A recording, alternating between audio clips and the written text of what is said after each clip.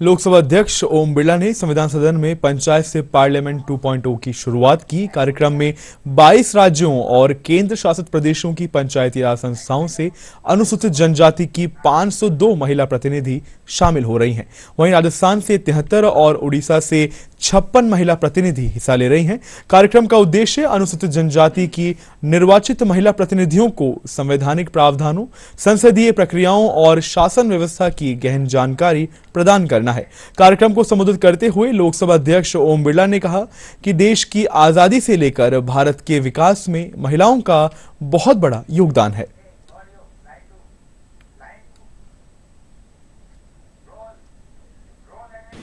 चाहे आजादी की लड़ाई हो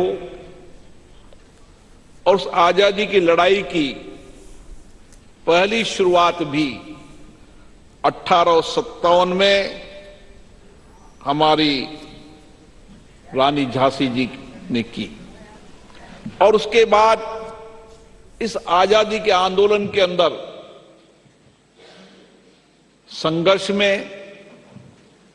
संघर्ष करने वाले स्वतंत्रता सेनानियों के पीछे भी महिलाओं का बहुत बड़ा योगदान रहा है।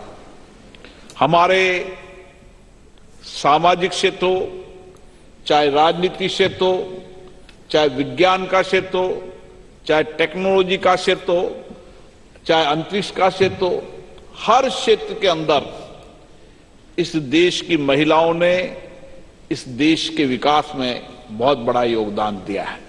और आज मुझे खुशी है कि जनजाति क्षेत्र से हमारी लोकतंत्र की सबसे महत्वपूर्ण संस्था पंचायत राज के अंदर आपके नेतृत्व से उन जनजाति क्षेत्र के अंदर सामाजिक आर्थिक विकास, महिलाओं को स्वावलंबन बनाना, ग्रामीण कुटीर उद्योग को बढ़ाना, उस सब में भी आपका बहुत बड़ा योगदान है।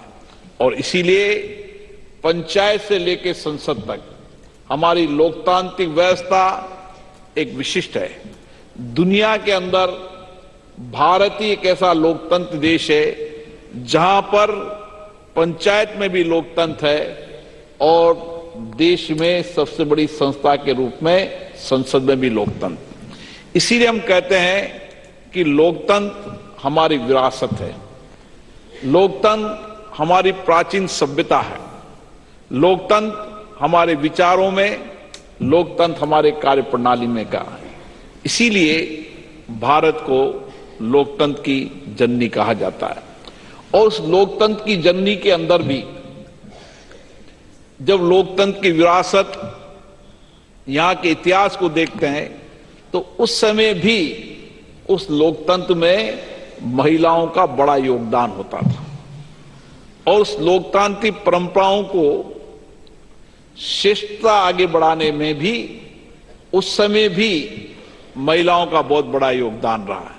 और इसीलिए आजादी और आजादी के बाद विशेष रूप से महिलाओं का भी बहुत बड़ा योगदान रहा। इसलिए आप पर बहुत बड़ी जिम्मेदारी है।